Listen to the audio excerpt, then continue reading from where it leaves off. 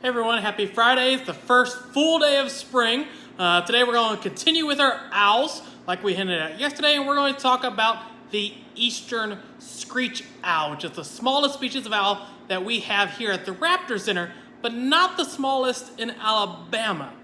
So these two are Eastern Screech-Owls, which are the smallest owl species we have here at the Raptor Center. Now the smallest owl species in Alabama is the Saw-whet Owl. But we don't have one of those here, and so our smallest species at the Raptor Center is the Eastern Screech-Owl. Now, Eastern Screech-Owls come in 3 different colorations. Here we've got the red coloration, which would blend in really well against the pine tree, any kind of reddish coloration tree, excellent camouflage. They also come in brown. We don't have a brown coloration. And then they come in the gray coloration. The gray ones will blend in really well against the oak trees. Now, 2 red parents can get together and have a gray one, 2 grays can have a red, so we're really not sure how the colorations are decided, but we do have those 3 colorations of Eastern Screech-Owls around here. So our gray one is called Stump.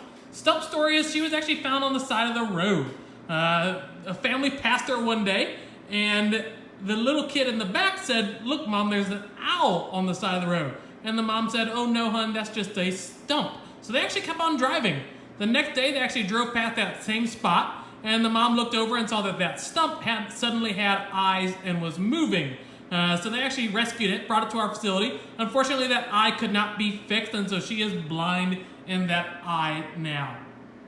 And so you will see these birds lots of times on the sides of roads. Lots of times when they're trying to cross the road, they don't look both directions, and they'll slam in the sides of vehicles. And so keep a lookout for these birds. Try not to hit them. But of course, if you do accidentally hit one of them, or if you just find an injured one, like we said, you can drop off injured raptors here at our facility, at the College of Veterinary Medicine, 24/7. And so bring them to us. We'll do our best to try and rescue them, release them back into the wild. We also have a red coloration Eastern Screech-Owl. Now this one's name is Juniper. She gets that name because she looks kind of like a juniper tree. And so one of our old volunteers actually named this one. Every once in a while, I'll decide to let someone name them if I like the name enough, but it's very rare actually. I'm very particular about these names. Now, just like those great horned owls, they've got these tufts of feathers up there on top of the head. You can see that Juniper has her tufts up, and Stump kind of has her tufts down. And so they can control them independently. They can have both of them up, they can have both of them down, one up, one down, and it just helps with their camouflage. These birds, unlike the great horned owls, are relying on that camouflage so that other predators don't eat them. These birds, pretty much every other bird we've shown you so far, would love to eat these Eastern Screech-Owls because they're made out of meat and they're smaller than those other owls that we've shown you. And so these owls rely on that camouflage to help keep them hidden so larger predators don't eat them. And so all day long, they're going to be kind of in the hollow part of a tree maybe, whether it's a woodpecker hole or a rod and out area, or even on the thicket of the edge of the wood line where it's really dense, really tight. You just kind of saw Stump was moving a little bit. They've got short little stubby wings that they can flap really quickly, and so they can maneuver in areas that these larger owls and larger animals can't. And so they stay protected in those areas. But for the most part, they're going to be relying on that camouflage.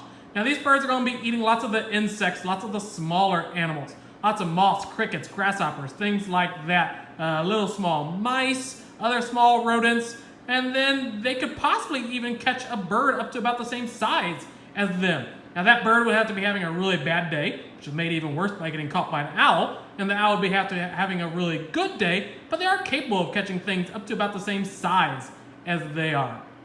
Now, these birds, they make a really loud noise. That's why they get that name Eastern Screech-Owl.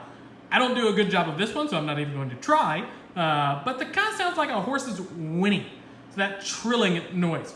We'll get hunters calling us all the time, telling us that they had just gotten in their deer stand, they heard this horrible noise, they want to know what kind of animal it was. So they'll play us a recording, and we've got to tell them that they were scared of the woods by these little 7-inch tall screech owls. They feel really embarrassed, they don't give us a call back.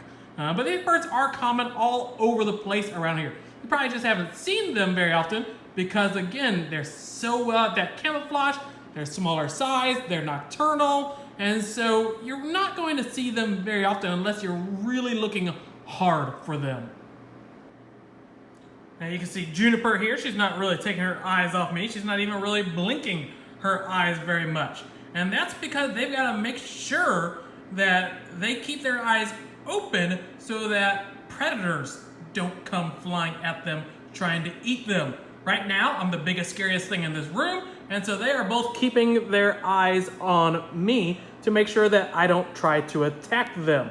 And so that's kind of one of their defense mechanisms, is they're kind of just keeping their eyes open, making sure that they don't look away from me too long. That way they can see if I'm trying to attack them. In the wild, one of the things they'll do is they'll get really tall, really skinny against the trunk of a tree, and they'll kind of try and look like a leaf. They'll even kind of flutter that wing and make it look like a leaf blowing into the wind. And so these birds, they're relying on that camouflage all the time to make sure that they don't get attacked by other predators. Now, like we said in the first video, all raptors have that sharply hooked beak that they use for tearing their food apart with.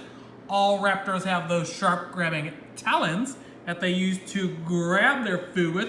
And even her talons are fairly sharp. You know, we still use a glove whenever we're handling these raptors, because even though they're small, those talons can still give you a nice little scratch on your skin. And so we still use a glove when we're handling these birds. And then of course, all raptors, they eat that meat.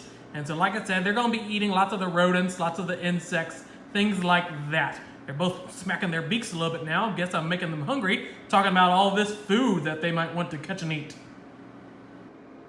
So those are the last two owls that we've got to talk about, or the last species of owl that we have to talk about. So keep tuning in next week. We're going to move on to something different. We've run out of owls now. So we're going to move on to some of the diurnal raptors. The raptors that are awake during the day and asleep at night.